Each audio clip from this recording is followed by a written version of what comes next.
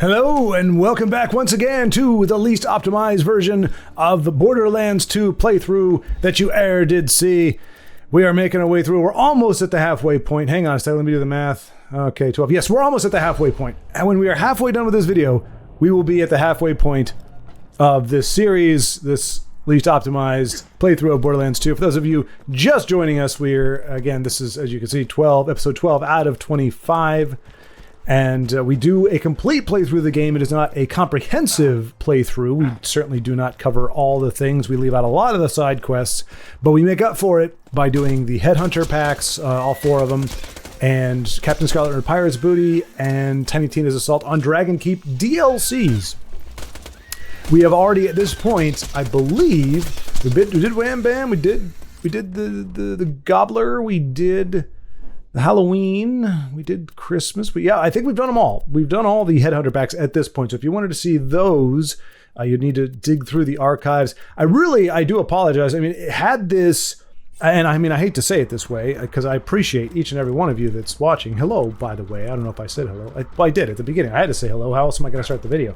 But it's one of those things where I might go back retroactively and do like a little synopsis of each episode if it seems like it's getting traction. But it seems like most of the folks who are watching now, it's about a baker's dozen. They've been watching, y'all have been watching from the beginning, and we're really not getting a whole lot more eyes on. So, I don't know that anybody's going to be like, well, I want to check out the, Marcus's Mercenary Day shop. Headhunter, where is that exactly? Let me search the archives. I don't think that's going to happen.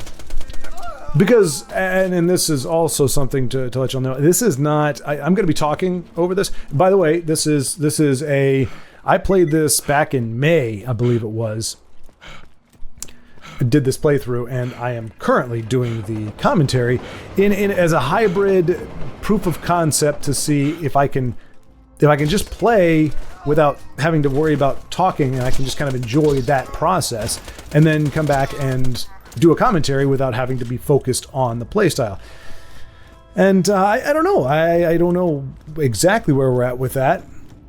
Obviously, there is something for the live experience, but if it's not going to be a true live deal... So good to see you, sir.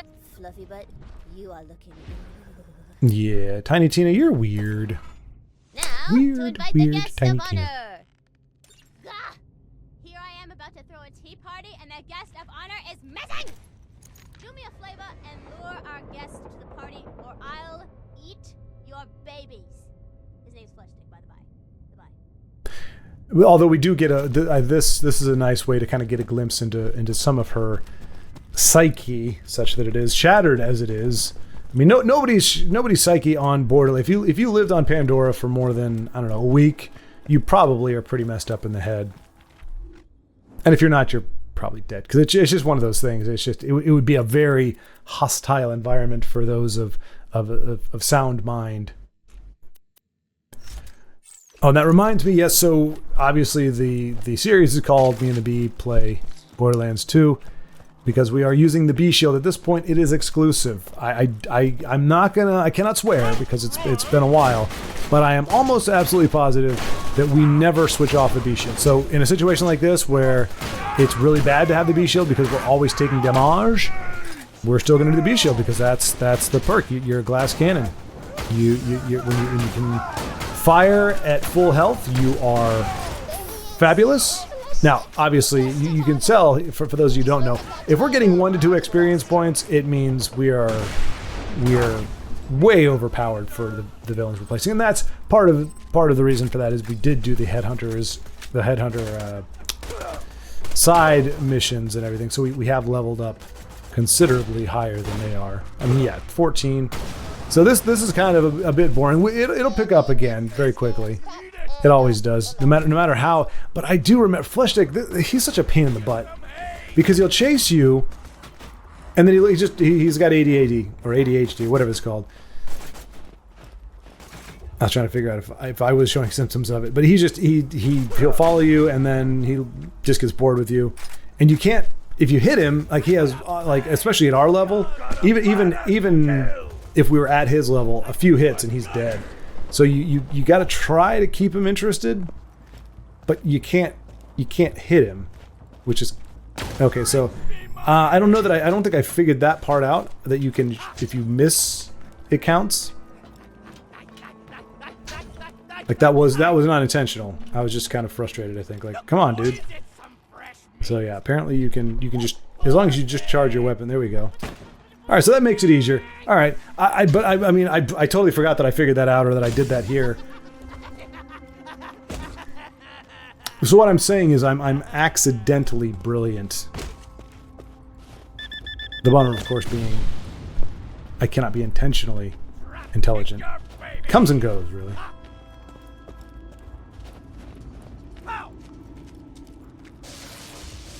The booby trap, it is sprung. So it's kind of nice. I've got a one of those standing desks. You can move it up and down from sitting to standing. But unfortunately, I am actually not feeling great about standing. But that is the course that I've settled upon. So just know that I am bringing this to you through great personal, self-inflicted pain and discomfort. But yeah, what I was saying is, I'm a little while ago. What I was saying is that I do talk over this, so it's not so much like you're missing content, because in terms of the game, because I'm not really playing through it as a playthrough. I'm playing through it as a, I don't know what you call it, but like when you're doing a playthrough, like you shut up when the characters are talking. You're getting the story, you're getting the character's background and all that good stuff, and you're following the plot. Whereas here, I'm assuming that at this point, this game is, I don't know, is it a decade old? Maybe older than that, 2012, maybe. So yeah, we're over a decade, I believe. 'Cause I think the original Borderlands, was that 2008 or 2009? Yeah, I think so. And this is, you know what? I have the power of the interwebs, and because you guys can't actually see what's on the screen at the moment, I can actually pull this up, and it will be seamless, and it will just look like I pulled it from the thin air. Oh, I shouldn't have said that part out loud. Anywho, Borderlands. I can't spell Borderlands. Release date. Oh, yeah, 2012. Hot dang, it is awesome to be awesome. And then Borderlands release date. Nope, wrong one. That's the movie, which we are not going to talk about. We do not acknowledge that it exists. How did it get 27% on Metacritic? 4.3 out of 10? How did it get that high? It looked absolutely... like, I mean... 2009. Okay, so I was spot on. Like I said, accidentally brilliant, folks. Well, intelligent initially, but now brilliant. I'm upgrading myself. I am now accidentally brilliant. So yeah, I mean, this game is over a decade old. And so anybody, I'm guessing everybody, but I think it ages well. Like, better than if it had been, if it was trying to kind of Call of Duty it, if it was trying to be like as realistic as possible, I think the graphics would be more dated. This has always looked kind of like a cartoon with the cell shading and the thick black lines. So I think it's actually allowed it to age pretty well. That's why I'm kind of surprised it's as old as it is, except for the AI. But I've also seen some more modern games similar to this with crappier AI, so maybe that's not quite as indicative of age as you'd want to believe. But yeah, so I don't think there's anybody out there who has not played this game or watched a playthrough of it at this point. Let us discuss current affairs. Although I gotta admit, I think one of the... There are several things that I consider to be like the utmost of flattery, or like, wow, that really means something. To have a game this old, if somebody was like, hey, I would totally love to see your playthrough of this game. Now, granted, that's more or less what you're getting here, but you know what I'm saying, like an actual playthrough. Where it's like, oh, it's really the only reason you want to see it. You've seen a million of them, but you want to see it because it's, you know, I'm bringing something to the table. I don't know what that be. I'm not saying that, but I'm just saying, like, as a like, there are I have seen streamers and people who are just streamers and just channels where you see people saying, "Hey, would totally love to see you play this game. Oh my gosh, like please play this game." Like, and it's games that have been out for a while, so it's not like they're looking for the first time. It's just they like that person well enough. Same thing. The other thing I think would be like the most flattering, amazing thing ever is being a stand-up comedian, like a successful one. Obviously, anybody can fail, but like a Seinfeld, or I mean, just think of any comedian that has an HBO special, and even not even that, just a comedian who's done very well. Somebody who can pack out a theater all by his or herself. That is, to me, an amazing feat, and that's some heady stuff. Because people go to the theater, you know, they go to see Shakespeare, they go to see Moliere, they go to see. I can't remember that Shepherd guy. He's kind of a weird dude. But like they go to see, you know, like an ensemble play where you get these big rousing musical numbers, and it takes, you know, a whole bunch of people telling a story, and then you've got just a dude in a microphone, and he's just pretty much keeping it real. I mean, you have to have talent. You have to have a certain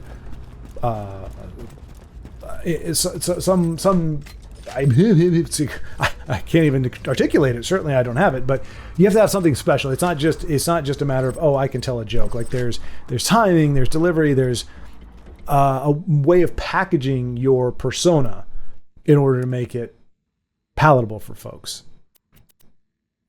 And that's just, you know what? I want to, no, you know what? I think we're fine. Well, but I'm going to check it though. Sorry, I do want to. Okay. Oh, this is not good. This is not good at all. So hopefully I caught this soon enough, or hopefully there's no issue. But I just noticed. Those crystalists are right bastards, aren't they? Scientific term. If you could find okay, there were a lot of. I just checked OBS because I haven't used this particular setting before. Off to the caustic caverns with you. All right.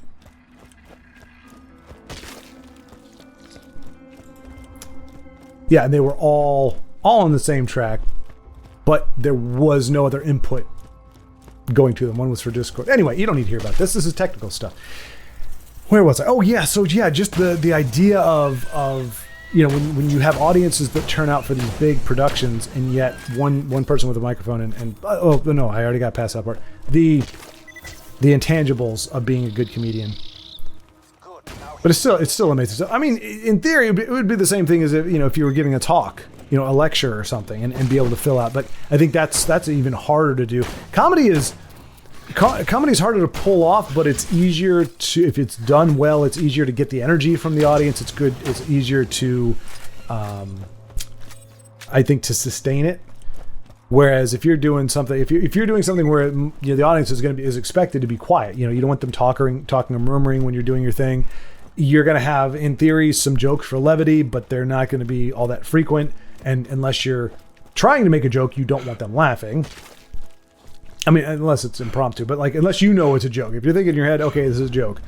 Not like, what was it? Stephen Colbert the other day was interviewing somebody from CNN, and he actually said, well, everybody knows that, you know, CNN, you all are very objective and you really are focused on the truth. And the audience started laughing. The studio audience started laughing. I don't know. I can't talk.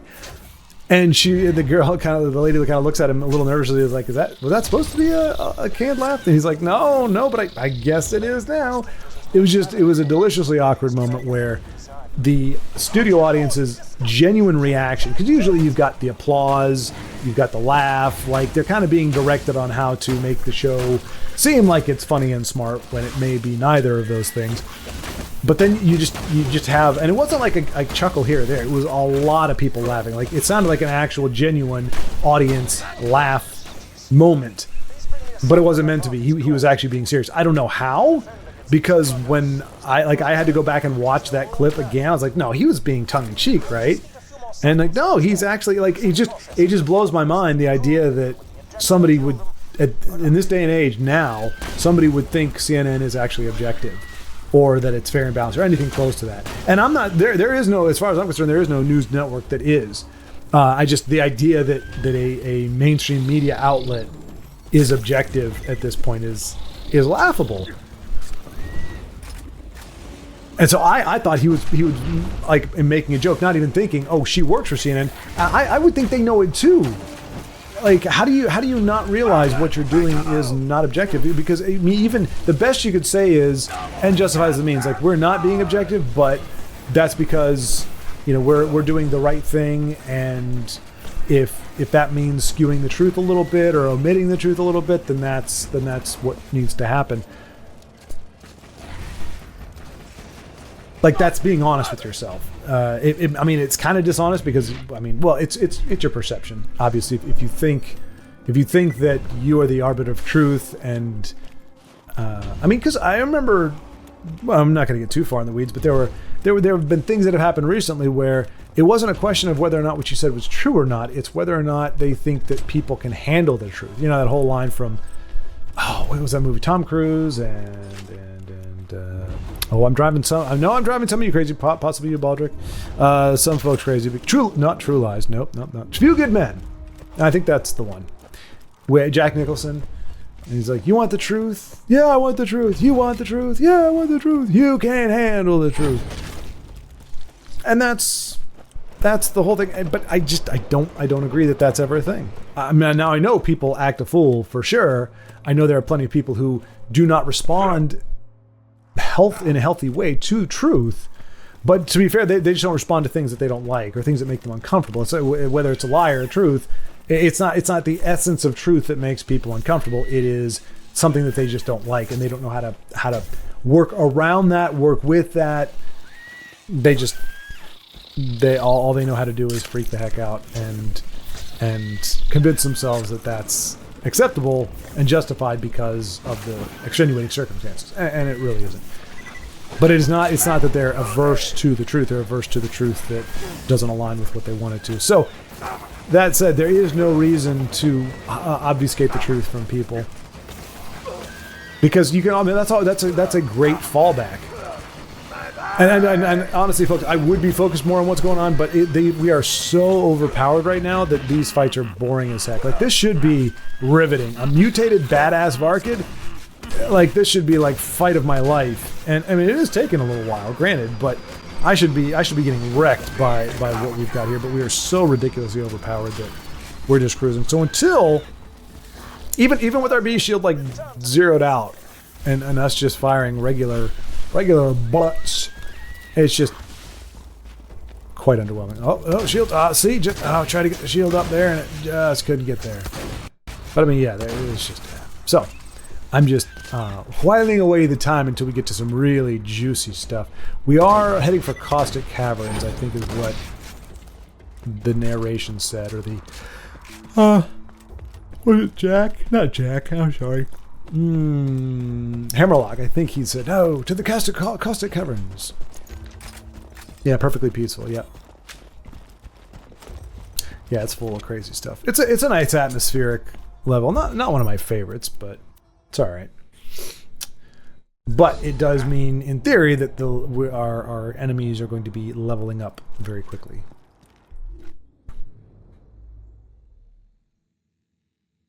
But anyway, I was long way around to say that, you know, Stephen Colbert is probably the best example I've ever seen of getting a very hearty laugh from a lot of people that you really didn't mean to laugh. Some comedians will play that up. They'll pretend like they didn't want you to laugh. They'll say something, you know, it's a joke, and then the audience laughs because it's funny, and the comedian's like, "Oh, I see. You're going to laugh at my pain. Okay, well, that's just great. That's just fine."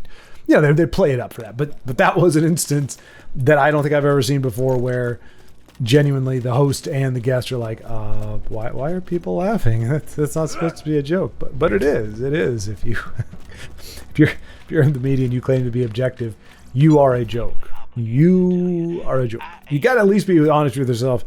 And as I was saying, justify your lies, justify your slant and your subjectivity, you know, by saying it's for the greater good, it's for the better of mankind, or whatever the crap you got to tell yourself. But at least just know that you're not objective. That's the first step to achieving enlightenment. Ideally, you'd go, okay, well, wait, I should probably be objective, but you don't have a say in that. If you're working for the network they're not just going to let you do whatever the heck you want, say whatever the heck you want. So either you have to get out of the news business, or you just have to keep BSing people and hope they don't catch on. But that would be a wonderful indictment of where we're, not indictment, I guess, but a wonderful gauge of where we're at as a society if the news becomes so reviled and its lies, deception, and lies of omission becomes so grating and so abhorrent to the populace that they stop watching it, to the point where it's a business. We know this. The business, it goes out of business. Like, we just no longer have news networks. You have local news. Like, I mean, I'm not opposed to news in general, but it needs to be functional news. Like, there was only one time that I can think of, and it was the most bizarre thing. So Hurricane Katrina, if you remember that, hit Louisiana, New Orleans, back in 2007? No. Is that right? 2003, 2005, somewhere in there. I could look it up, but I'm too lazy. It was a while ago. And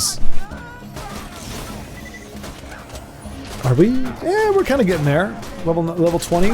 We're getting, 25 XP. We're getting to a place where it's almost a bit of a contest. We're just so freaking overpowered. OPAF, y'all. But with Hurricane Katrina, I'm trying to remember where I was going with this. I thought I could cover it up well. It's past my bedtime, folks, or at least past the time that I probably should be doing this. But it's been a long day. I had to get a lot of stuff done, and definitely wanted to. But I wanted to make sure I got this out. You know, keep to a schedule. That's amidst the crazy chaos of my life at the moment. The least I can do is keep the schedule that I've set up. I know I missed one day during one of the weeks, but that was because I was sick, and things were going haywire. But since I'm not sick and I'm just a little tired, I figured, hey, let's get this thing done. Wow, where was I going with? What was my train of thought? It's kind of funny. It sucks to talk in tangents to a degree, because it takes you forever to finish making your original point. But it is kind of fun to try to reverse your steps and reverse engineer the conversation, figure out what you were actually talking about and how you got off track. Oh, right. I was talking about like relevant news. So Hurricane Katrina, if you're somebody who was going to go down there and volunteer, the news was good for you because it told you where they needed help, what was going on, what the needs were, more or less. I mean, I do remember. I think their initial reporting. Just want to make sure it's right here. The initial reporting, it's like 1 billion people dead. Now I'm hyperbolizing here, but it was grossly exaggerated how many people were dead and what the casualties were, because sensationalism. But there it goes again.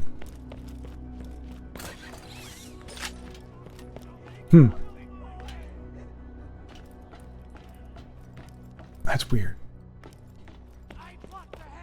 I have so many. The problem is I have so many amazing thoughts going through my brain at any given point that one of them will hijack my train of thought and gets it going off in a different direction. And the moment that happens, I lose the tendrils that I was tracing back to. All right, relevant news. So there are certain people who that news would be relevant to, but if you're not one of those people, so that's my train of thought right there. Just plunge right off the edge.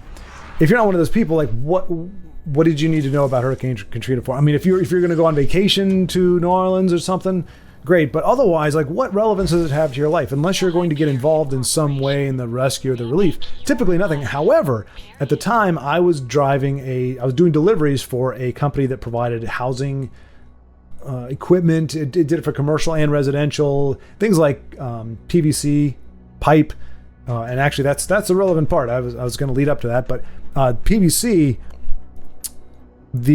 one of the primary factories for PVC for the piping was in New Orleans, and so that meant the availability and the cost of it obviously was going to go up quite a bit for the foreseeable future because it's now going to become scarce.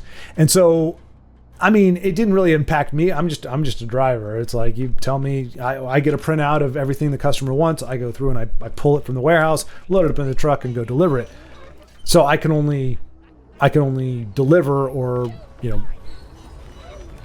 I can only deliver stuff that the salespeople ring up. So even then, it was barely relevant, but it was at least relevant to the business that I was in. Even though in a fringe way, it didn't impact me. It impacted our boss and how he ordered things, and I could expect maybe certain customers being a little upset or being anxious about it. So at least I kind of knew that if they're like, hey, what's going on with the PVC, and I would be knowledge and say, well, with the hurricane hitting the way it did, the factory's down. Now, we didn't get any inside information. We didn't get anything actually really helpful other than, hey, the factory's down. But obviously I would expect that to find out on the news. You find out the general quandary or issue, and then you talk to the folks with boots on the ground and say, hey, how long are we looking? What's it going to take to get back up and running, and all that kind of stuff. So I mean that's probably the only. I hate to say it, folks, but even 9/11. I wasn't one of these people where nobody I knew was involved in it, obviously. So that's a big factor. Obviously, anybody who had family, friends, anywhere nearby, just the idea that near miss, on a massive scale, in terms of they didn't make it to the plane, or they took a different flight, or they had just left the building. There's a lot of people who were directly impacted, and I would say New York as a whole, as a city, understandably was impacted. And I'm not saying that the fact that the country was impacted or felt this was wrong or weird. I'm just saying, for me personally, that kind of thing doesn't resonate with me for whatever reason. It doesn't. Ouch. I'm not doing so hot here, folks. The commentary, not great either. And the gameplay is actually struggling too. So we're aligned, but in the wrong way. But so I'm not saying I don't care, it didn't matter, but nothing in my life. The only thing I remember, I was in the admissions office. I was working at it, and as an admin assistant in the admissions office at the university I was at, and that's when we heard the news. And it was I don't even remember. It was in the morning time, I think. I remember the where. I don't remember exactly the when.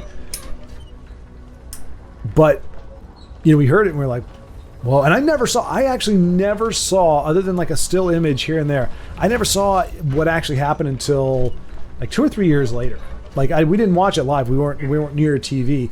And when they dismissed us, they're like, oh, everybody go home, whatever. And I was like, I'm not going to put up a fight. Hey, you want to cancel classes and work for a couple days, I'm not going to complain. But I didn't go home and watch the news. I was already kind of at that point. I was already out of the news, and I wasn't avoiding it because I expected them to to lie through their teeth about whatever. I didn't necessarily expect that I would get the truth from them, but I wasn't as jaded as I am now. I'm like, okay, it's a tragedy, it's horrible, but what am I going to do about it? How does what I can try to make it relevant to my life, but like I said, I don't know anybody there. I don't even know anybody in New York at the time. And so everybody was just doing their thing, lost in their thoughts, I guess. And I was like, all right, well, I guess I'll play Nintendo or something. There just wasn't as much of an impact. Now, granted, immediately after, obviously we had the very patriotic, everybody seemed to be coming together, and that was kind of wonderful in a sense. The cost was very high. I don't know that brief flare of or burst of patriotism and camaraderie amongst all the Americans was worth. If it lasted, if it was still going on now, that'd be great. But we're far more divided now than we ever have been. So it was a very fleeting moment. It wasn't worth, obviously, it wasn't worth the toll that it took and the lives that were lost. But that was kind of a nice side effect, I guess. You had that brief period, maybe it was a month or two, maybe 3 months, I think max, and then it kind of started to wear off. And then it was, this is the post 9/11 world. This is the airport security is asinine, and everything, all these things are being done, all of them in the name of safety or security, because everybody was still reeling from what had happened. So you could get away with just about anything and chalk it up to security or safety, and people would be like, oh yeah, absolutely. And so it was a precarious time, really. And we got the, I mean, things happen. I don't know why I'm going into this. I don't necessarily think it's political per se. It's far enough in the past, and I'm not going to get into any of the wheres and the whys and what have yous. But just it's just that idea of how relevant is national or even international news. I think that the parts that are relevant, you're going to know from firsthand sources. You know, if I don't think my boss back with Hurricane Katrina, I don't think he heard about the factories, the PVC factories shutting down or being shut down from the news. I don't even know if they mentioned it. He heard it from somebody who was actually there saying, hey, our supply is going to be limited for the foreseeable future until we get the factory back up and running. So if it's relevant, even on a global or international scale, it's going to be covered by somebody who's actually there, who's actually involved. So I just don't know really what we're missing, other than the drama, other than the spectacle, really, what we're missing by not having the news. But local news, on the other hand, I think is amazing. Hey, we're having a blood drive or a can drive, or there's a town hall meeting, or your local congressman is going to be in town signing autographs. I mean, we'll know, but you know, he's going to be is going to be speaking and doing a Q&A for the upcoming session and some of the issues of the day. Like there are a lot of things I think that are very useful for in terms of local news, in terms of even state to a degree. Like especially if they say, hey, state law is going to be changing as of this date. You're no longer going to be able to do X, Y, and Z that you were able to do before. So heads up, you might want to make sure you're on top of what's going on. So yeah, that was my long-winded way of saying, if the news does go away, as I said, it would be a nice indicator that we're kind of where we need to be, because it's always been around. I mean, ever since the 20s. I mean, well, you've had the newspaper obviously since the printing press, well, even before to some degree, pamphlets and whatnot. But yeah, and so it's just gotten bigger and amassicized. I think I'm gonna look that word up. I'm pretty sure I'm using it correctly, but.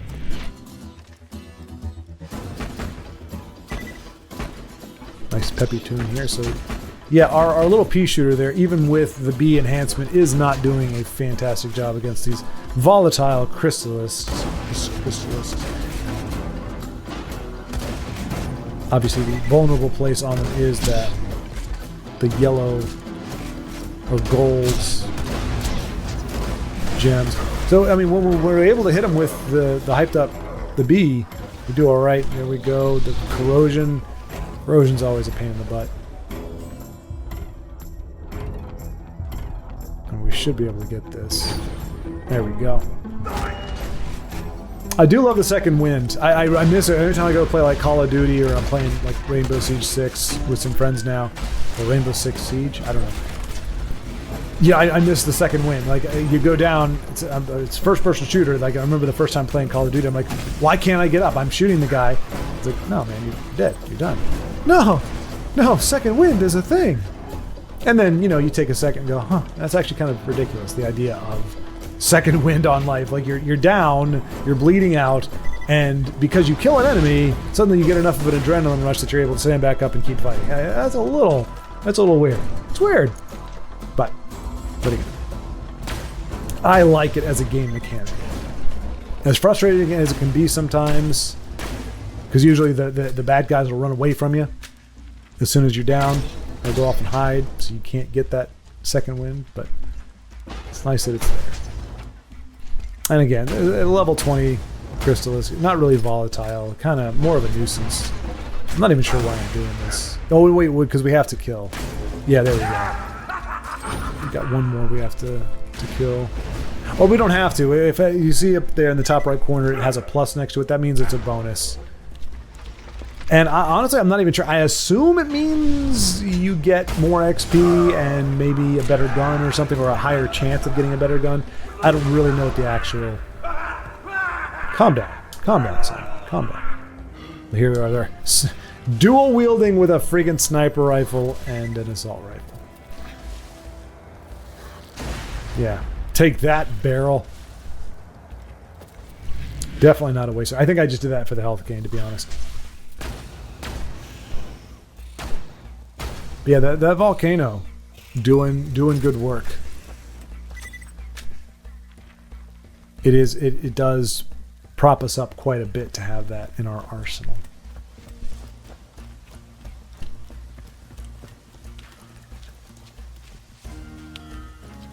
I'm trying to think of why the heck I got onto the news to begin with. It's a peeve, admittedly. It is a peeve. But I'm ready to move on. I'm just trying to think what in this game triggered that. I'm not ready to run a forensic on it exactly. I think my mind was just wandering in general.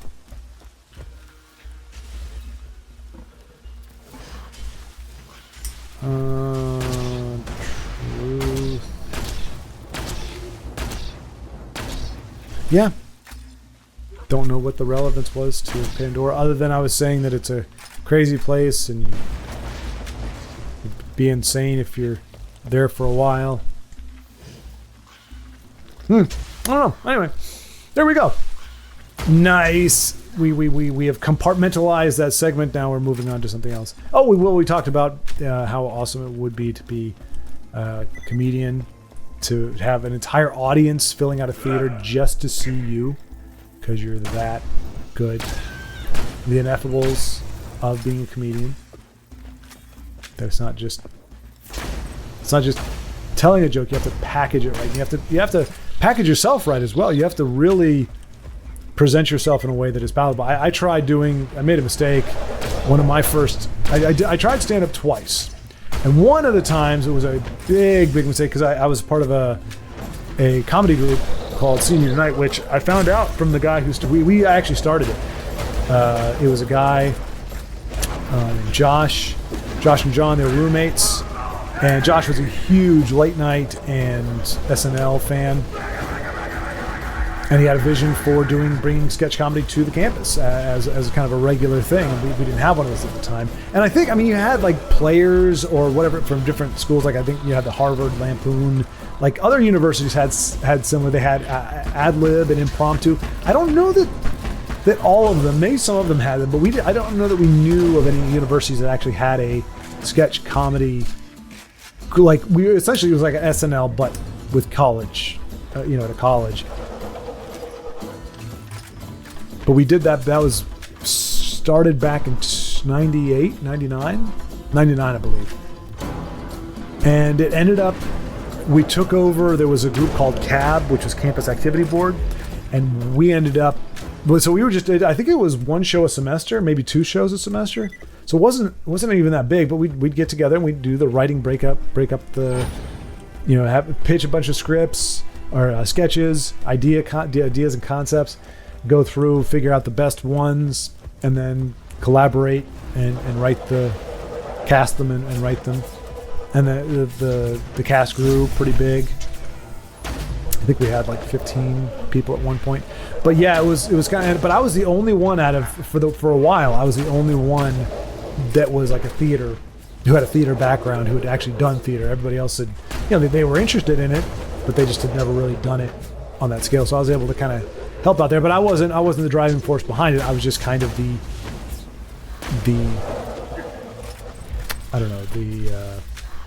guiding point from, in terms of blocking, in terms of delivery and that kind of thing. I would help out with that. But and then me and my friend Matt, we called it the Hump Day Update, because I think we did the show on Wednesdays for whatever reason. And so we would do the Hump Day Update, and it was just kind of like the news segment. I think that I actually never watched. Very rarely did I watch SNL, and I didn't see what we based that sketch off, but it's based off of an SNL sketch where it's like they're doing the news, but we would just make it specific to campus, and so it would be talking about parking or the Harbor Lights. I remember that was our cafeteria when we started at the college. There was one dorm and one cafeteria, and it's called Harbor Lights. And like anything, it was one of those things, like from the outside looking in, it was amazing. They had like an omelet buffet almost every other day or something like that, or it was every day, but only for a certain amount of time, and all the pretty much all the stuff you could want. But you go there enough times and you start to you take it for granted, and you discover things that you find quirky about it. Anyway, we just make jokes about everything. So that was like almost a 15 to 20 minute sketch we did, and it worked out really well. It turned out really well, but that was largely to my friend Matt, who just had a great mind for that kind of thing. And, yeah, it was a lot of fun. But anyway, we did that for 3 years. I was out of it for 1 year just because I kind of got the guys who created it. They knew, because they're familiar with the shows and everything. They know what the majority of the audience wants, and the kind of sketches that need to be done. And I was thinking of it from more of a theatrical perspective, which we pissed off the theater people with something fierce, because I mean, and I did theater for a little while, until we had a director who, he just really cheesed me off. If I'm not mistaken, the shows were recorded. Our theatrical productions were recorded. Or no, they weren't. They weren't. That was the thing. They weren't recorded. And it wasn't like, as far as I knew, there was no hard and fast rule for it. It wasn't like, hey, you're not allowed to film this. It was just, they didn't have like an official, like nobody was actually doing a broadcast. So if you wanted to take a picture or something, you had, you bring the camera yourself. And we had, Dr. Koch was our director before, initially, my first year, and had no problem with it. He just, wasn't something I got interested in. But the director after that, and of course I didn't find out until it happened, definitely, believed very much in the theater that you can't record it. It's there, and then it is gone, and it has a unique place in history, and it never to be repeated, kind of thing. But it was my second on-screen kiss. I kissed Marion the Librarian as Charlie Cowell in Music Man, because I can't sing. I can't carry a tune with a damn. So they gave me the one. Well, there's two. The mayor of Music Man, he has one song, kind of a song, I think, if I recall correctly. And my friend got that, my best friend. And I actually wanted the role of Charlie Cowell, but it's a smaller role. And so I did. At the time, I kind of got a little petty. I tried out for the mayor, but at that point, we already had, our directors were also, they ran the theater classes and the drama classes and speech and stuff like that, and so they kind of knew us all. So they already had us in mind when they did different shows. They already kind of had the casting in mind. Now, if somebody new came in, there was a freshman or something or whatever, they would change their plans. I mean, they would pick the best person for the role, but they kind of had an idea of who they wanted in there. And so I got the role, and I ended up like, anyway, bottom line is, so I got a schmooch from Marion the Librarian. Found out later the girl kind of had a thing for me, but either I didn't know it at the time, or if I could be honest, I thought she did, but I was interested in another gal who looked like, what's her name? Something Dreyfus. The Elaine from Seinfeld. She looked like a shorter version of Elaine, at least to my eyes. And I had eyes for nobody else but her, and so I think I kind of got the hint the other gal liked me, but I didn't know what to do with that because I'm focused elsewhere, so I just kind of... Well, anyway, she kissed me. She also slapped me. And it's funny, in retrospect, I think I understand what happened, but in theater class, you're learning how to do a slap, and the directors were like, look, you can do different stuff where you kind of put your hand up, it's like, right as somebody's about to slap, you put your hand up, so they slap your hand, and, you roll with it. It's all about your reaction. If you throw your head back, and if you got to sell it, is really what it's about. But they said ultimately, when it comes down to it, especially with an onstage slap, you're better off just doing the slap. Like it's not gonna break you. It's not gonna do. It's not like you're getting punched or shot or anything. You take the slap and roll with it. And so we were practicing getting slapped and slapping, and I'm pretty sure it was never the guy slapping the girls. Pretty darn sure. We were just the ones taking it. But I just remember this girl came up, and she just, I remember I was kind of standing there, just, okay, go for it. And she kind of looked like this and kind of lowered her head. And she came back and she just hauled off. And we're talking like red handprint on the side of my face for like 10 minutes. I mean, she just, of course, I didn't even have to pretend to roll with it. I didn't have to sell it. Like it literally just, whoa. Because I was expecting, not a tap, but you're expecting kind of she really, when you talk about fighting, they say, it's the hips and all that kind of stuff. You gotta swing back and lean into it. She did the whole thing, just hips and follow through. And I'm just standing there like a chump and got smacked. And she did. She's like, oh my gosh, I'm sorry, But when I think back to that, and I was like, okay, so she I think she said she was picturing like her ex-boyfriend or something, and she just got really energized and did what you kind of want to do, but maybe save it for the like you don't even do that during a dress rehearsal, let alone a theater class. But that is what happened. But thinking back on it, about the time period it was, I think that was when she had made maybe some less than subtle kind of indications that she was into me. And I didn't ignore her. She was a cool gal. I liked hanging out with her, but it just I didn't reciprocate. You can reciprocate if two people want to get together. The one person can say something like, I don't know. I don't know. You did really great today.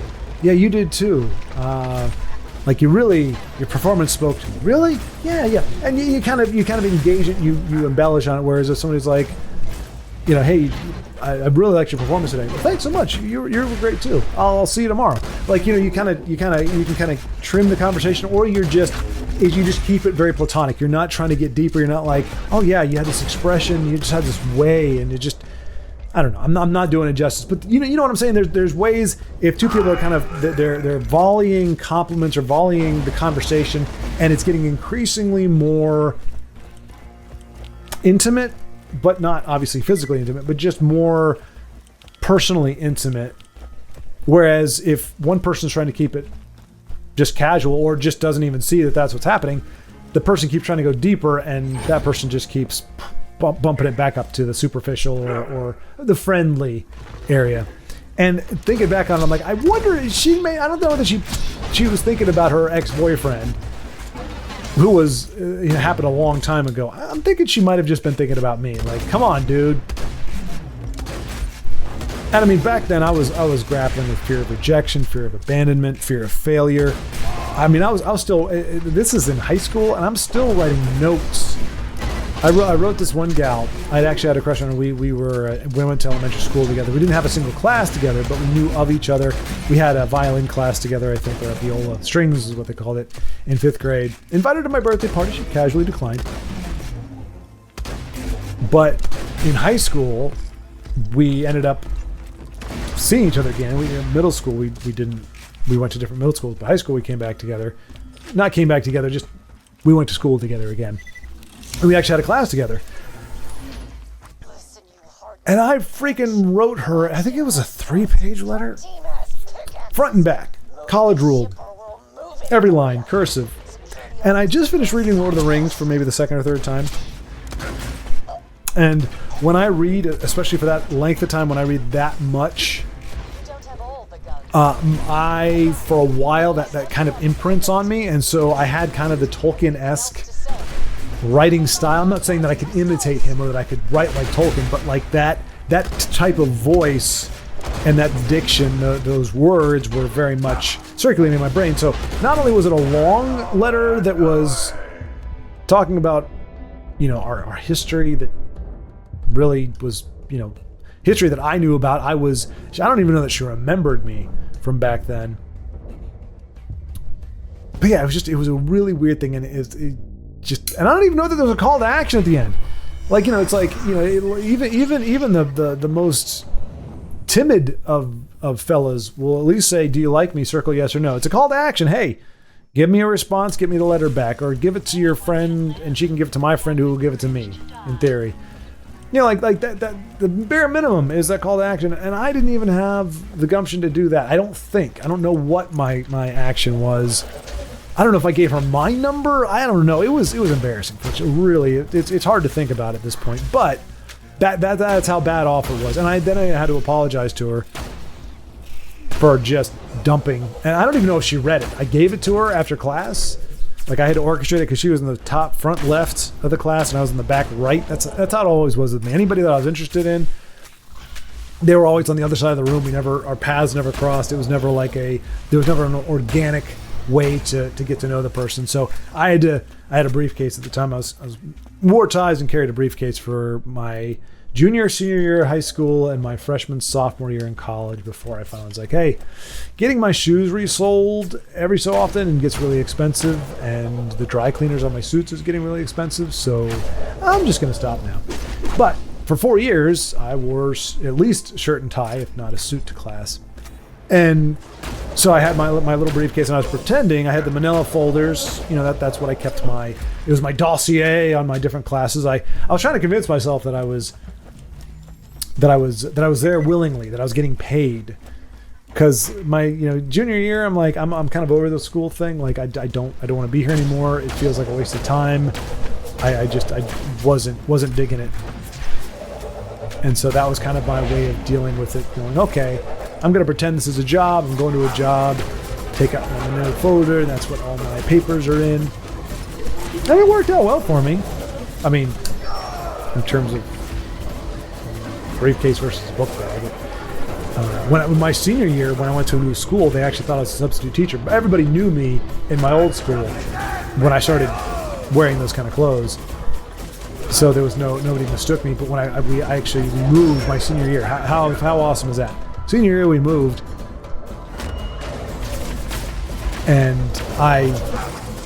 my first day of school, they thought I was a substitute teacher because I was wearing a tie and carrying a briefcase.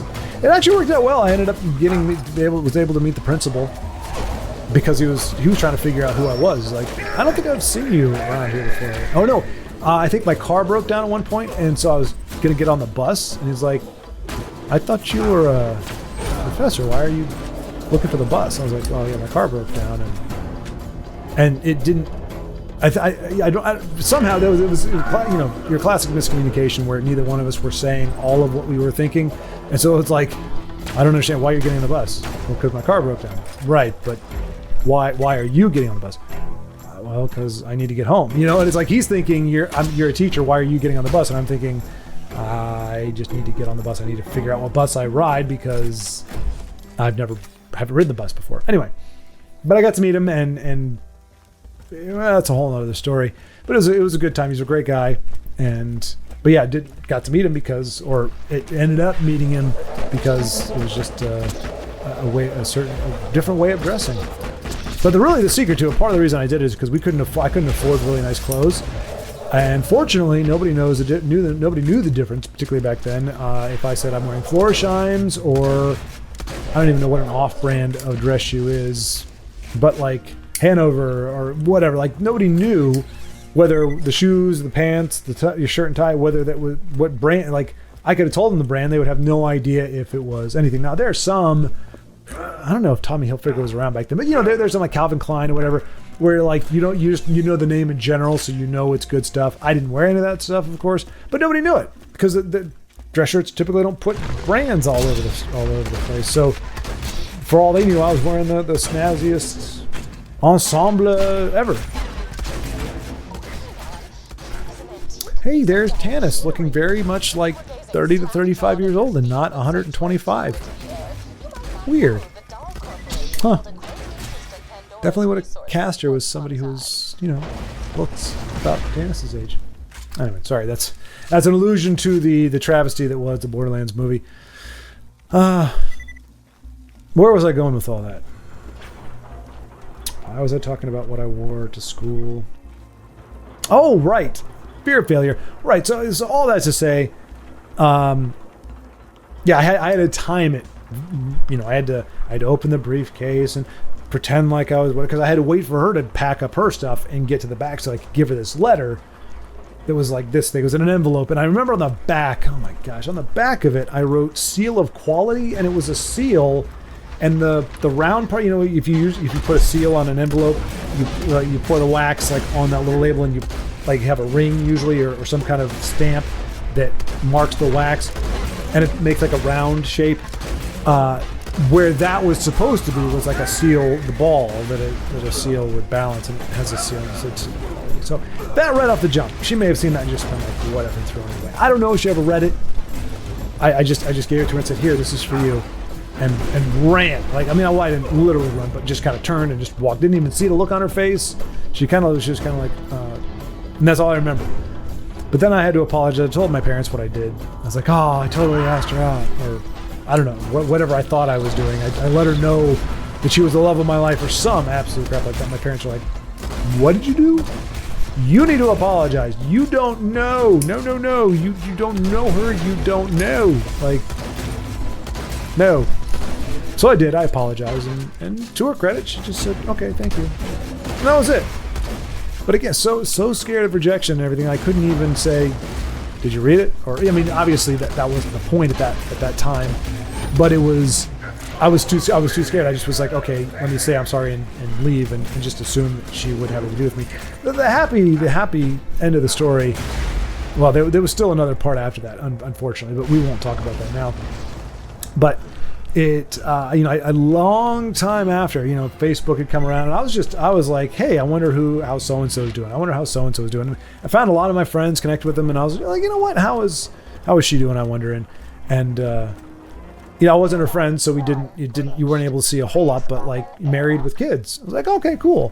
But then I saw some of like the pictures, like she was doing like some art or whatever, and I was like, we probably wouldn't have gotten along all that well. You've heard how I am about art. Well, maybe not. When have I talked about that? I don't know if I have. Anyway, she was a free spirit. We'll say that. Free spirit, and just even if we'd gotten to know each other and whatever, it would not have worked out. We were not simpatico. We were not two people that would have been destined to be together. So that was and that's honestly been the case of every single gal that I've ever been attracted to. Crap, you're not. Every single one. I find out later, like, because in your head you build them up as the person. It's like, oh, they're beautiful, therefore she's beautiful, therefore she must be the one, or she has a great smile, she has a great laugh, oh, she has all these things, she must be amazing. You don't start to realize like just how different human beings can be. Like, it didn't dawn on me, even I think maybe up through college, just how, because I never had a girlfriend, so there's never a time where I was like, oh, here was my impression of her, and here's what really ended up being the truth after I got to know her. Never had that experience, so I'm going up through college, and it wasn't until just I had enough normal experiences with people to go, your first impression, somebody can make a great first impression. Doesn't mean that they're not a good person, but can be very, very different than what you thought initially. And that's when I started thinking, I wonder how many of these gals I was like, oh my gosh, they're so amazing. And then it's like, if I actually got to know them, I would have been like, oh gosh, like, we have nothing in common. Cool. We're almost there, folks. Another, what do we got? 20 minutes? Sorry, I know you're not counting. I'm not really counting down myself exactly, but I am thinking, yeah, this will be a good. Yeah, really needed to do this earlier in the day, but better late than never, right? Bandits you fight out there used to be family men, workers, scientists. We're all broken because of that. Aww. Wish I'd shut up and let you talk a little bit more, Tannis. That's all right, though. That's all right.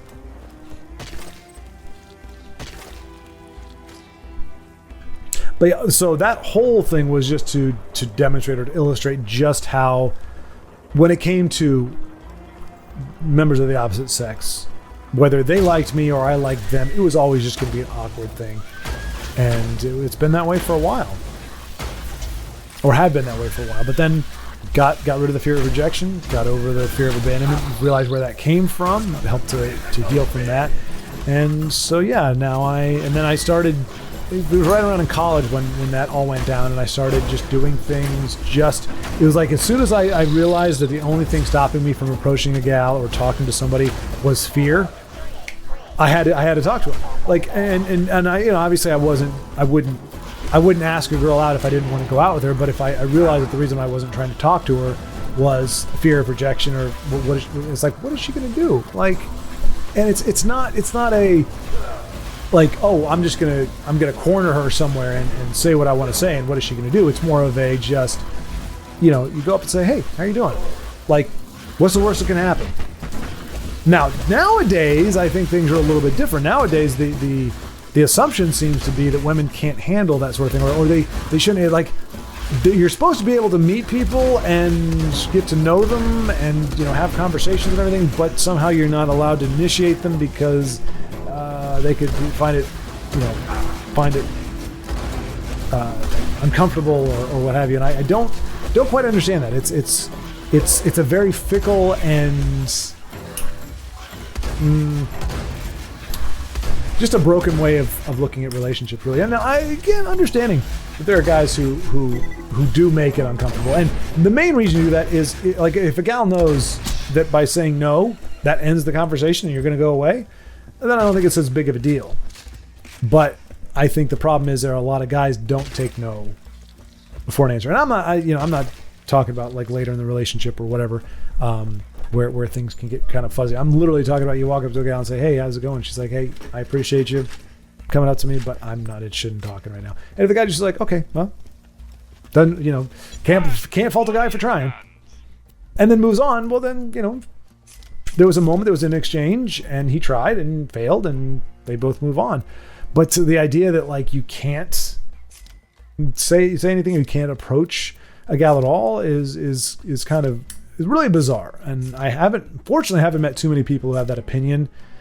By the way, none of them are gals, but it is that they are out there, and it is kind of a scary thing. It's like, how do you expect to network? How do you expect to just have human interaction if you're having to be terrified that just addressing somebody, just saying hello, is going to shake them to their core to such a degree that it's an atrocity. It's something that, you know, they shouldn't have to deal with. And it's like, yeah, if you keep pushing, you go, no, like, I'm not trying to, you know, I don't want to marry you or nothing. I just want to, you know, go on a date. Well, no, it's, you know, that kind of thing. Like, once the person has made it clear, no, and I don't even need that personally.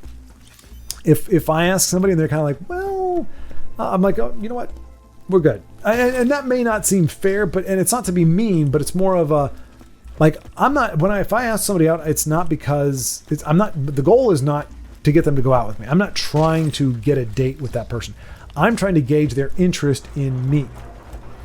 And so I would rather have somebody say, hey, I can't go out with you here, but, or, you know, I can't go out with you now, but, you know, maybe next week or something. It's not about the date necessarily. It's about saying if they're interested. And typically, if you ask somebody and it seems to catch them by surprise, and they're like, oh, then that means they weren't thinking that way initially. And it doesn't mean that they wouldn't. And to me, that's kind of the give and take. I say, okay, I'm not going to pressure you. As soon as you start going, oh, well, I'll just be like, oh, you know what? I thank you. Like, I don't know what I'd say. It hasn't come up yet, but it would just be something like, you know what? I just thought I'd ask. Don't worry about it. It's fine. You know, something like that. But smiling, like not bitter, but just like literally, no, it's totally fine. Don't worry about it. I just thought I would ask. Kind of, you know, you seem like an interesting person to talk to, but it was kind of off the cuff. Sorry to take it by surprise. So something like that, and you just back off and go away. And now she then goes, no, like, you know, it all clicks, and she goes, oh wait, I actually do. Oh no, yes, no, actually, no, you're fine. Like, let's figure something out. But if she doesn't do that, then, you know, then that truly wasn't something she was thinking about or really wanting to consider. So, you know, so it's not even that. So yeah, it's not, I'm trying to score a date. It's, are you interested? If you're not interested, I don't want to go on a date. Like, who wants to hang out with somebody who doesn't want to hang out with you? Where they're just kind of like, I'm just doing this because, hey, free meal, or I'm just doing this because I'm bored. I got nothing else going on. No, it's like, I want to hang out with you if you want to hang out with me. If you're like, hey, you seem like a cool dude.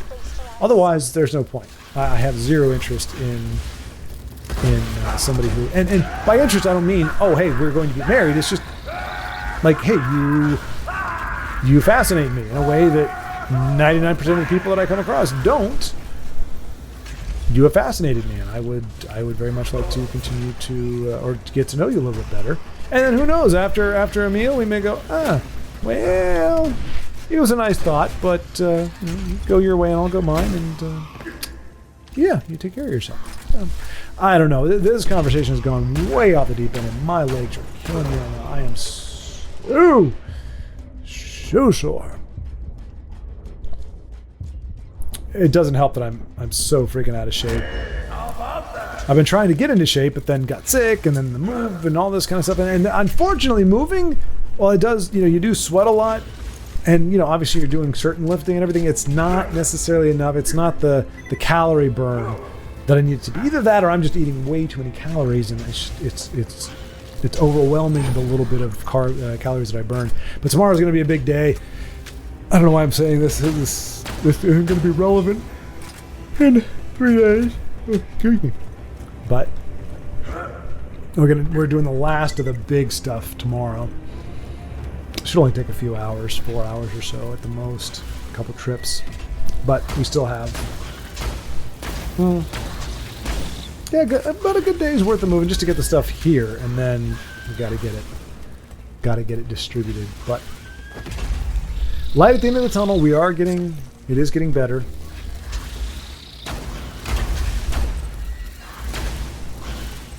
And I've actually got a social interaction planned on the weekend. Just something that I haven't really got. Oh, started throwing the football today, and look at this. I don't know if you can see it. I don't know how well it shows up on camera if the focus went off. It's starting to bruise, starting to turn purple. It is the knuckle of my pinky. I was throwing the football with my brother-in-law for the first time in probably 5 years, 6 years.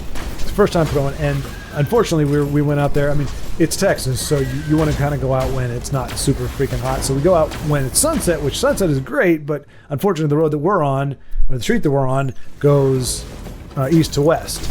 And so the sun was setting, like one of us was going to be facing the sun. I happen to have sunglasses, so I'm facing the sun. And look, I'm not going to completely blame this on the sun, but it was a factor. Like I was seeing the silhouette of the ball, and so I misjudged the distance, and I'm trying to, closing my hands, thinking the ball is just about to enter, because I've got an amazing catch guy with the footballs. And I'm closing my hands to catch it, and it jammed really bad to pinky, but then also a little bit of the ring finger. And but yeah, that pinky just got demolished, and it hurts. It hurts really bad. And what stings even more is just that it was such an awkward, like it was a perfect throw. It was a perfect spiral right here. Right where you want it, and yet I missed it. Well, no, I think I caught it. No, I don't know. I'd like to think I caught it, but I don't think I did. I think it hit the fingers like, ow, crap, and I dropped it. Anyway, it's a bit of humble pie. And unfortunately, humble pie doesn't kill your hunger. I'm really hungry right now. Like, oh man, had 2 helpings of humble pie, but I'm craving more carbs, more calories. It's past 10 o'clock at night. Why am I doing this to myself? Sorry, hopefully episode 13 will compensate for whatever this is. We've been all over the place, talking about all sorts of things. It's Caustic Caverns. Yeah. But I've moved in enough where I actually do have, I'm actually seeing some floor space. When you get in, especially if you're kind of like your area, or whether it's your room or your part of the house, you get all the boxes in there, and it's just a fortress of boxes. There's nowhere. You're kind of like, tunneling little paths. Like, okay, here's where the bed-ish is going to go. So let me clear off an area that I can make. I can set up the bed and set up different things around the room, different islands where you're going to try to put some furniture, and you just kind of slowly unpack stuff. Unfortunately, I've got most of it down. I think it's like 5 boxes worth of stuff, but it's got to go on shelves that haven't got here yet. Anyway, don't need to keep talking about that, but just saying that's where we're at in life. But that's where the exhaustion is coming from. Just spend a lot of time. And I'm back in my car for the first time in about a year. Usually, I'm one of these people, I like to clean. I'm more interested, or I'm much better about cleaning the inside of things than the outside. Because to me, the outside, that's the elements. You're outdoors. And as soon as you clean it, it's going to get dirty again. Like within 25 seconds. You drive down the road, you got bugs spattered on your windshield, you got all kinds of crap all over the place. Like, what's the point of cleaning the outside of your car? Or even your house, really. But the inside, that's where you are. You're not on the outside of the car, you're on the inside of the car. And there, you can keep it as clean as you manage how clean it stays. If you're not dropping crumbs all over the place, or you're not throwing dirt in there, whatever. You can keep the inside of your car clean in perpetuity almost. You kind of have to dust it every once in a while, but other than that, you're good to go. But because at the time I was driving a truck, and salt and all this kind of crap is all over my boots, and so every time I got in the car I was just dropping big grains of salt and dirt and all this kind of crap. I was like, I'm not gonna clean the car until I'm done with the job. Well, I finished the job, but it was still kind of bad weather. She did. Well, that was rather dark. Please return to me at your earliest convenience. Okay, so yeah, it looks like we're gonna wrap up with the main quest of the Caustic Caverns done. It's kind of nice. It's like we somehow, for most of these episodes, seem to come to a natural stopping place, and it's always right between an hour and 15 minutes. Like I think most of the videos are about like at the hour, 14 hour, 15 minutes. It was a nice way of going about it.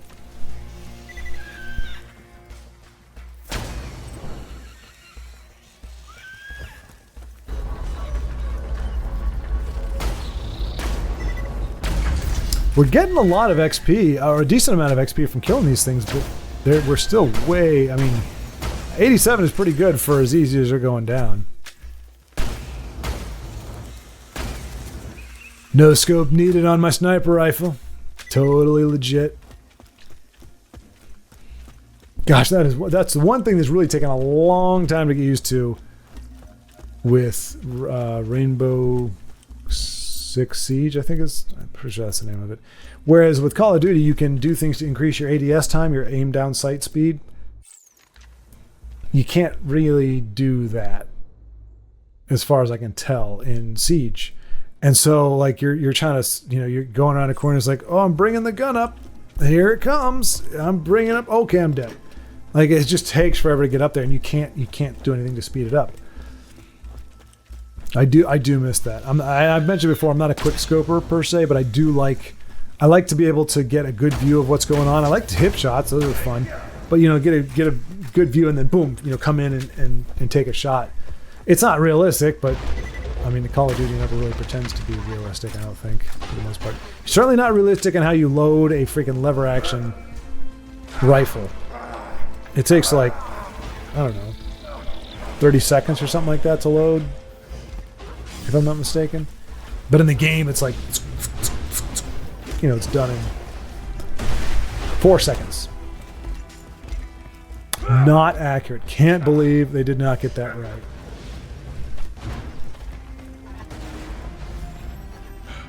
I'm not sure what I'm doing here. I guess I'm looking for the... No, I don't think I'm looking for the safe. I don't know why I'm not just quick traveling. Or maybe I can't. I'm definitely headed for the exit, though. Oh, no. Okay, I am finding the safe. Okay. Yep. So there we go. We've got a... Well, good thing it's not being guarded by anything. It's just sitting on that innocuous and innocent-looking blue crystal thing. Frozen throne, maybe. I wonder if Arthas is sitting up on it. Nah, probably not. Luckily, we could just go right up and open up that chest without a problem. It's going to be super easy. Barely an inconvenience. Shout out to Ryan George. Alright, so I'm guessing we're... Oh, no! Oh, no! Oh, he's so big. See, now we're using those are the fastballs I was talking about. Those grenades. And there we go. I think we used, 4 of them? You found the safe? Oh, thank God. Ah, jeez.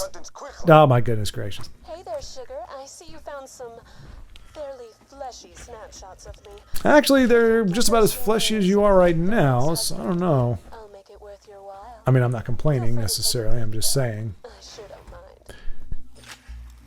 But they're not even like... I don't even think they're rendered from the character. Like, they actually look like they're drawings. Like, actually, like somebody hand drew them. Kind of, sort of. And then did like an overlay. I don't know. Just didn't look like the model was there. Probably because I don't think they ever had to animate especially Moxie, or put her in that. Like, I don't know how that works. You would think you build a 3D model, you can pose it any which way you want to, but maybe not. Such a happy fellow. Well, and we are going to leave this episode, this 12th episode of Borderlands 2, with our very happy Gunzerker, who is going to get some loot, and it's very disappointing. But join us next time. Thank you so much for sticking with me. Sorry for the crazy all over the place conversation, but appreciate you, and we'll see you next time.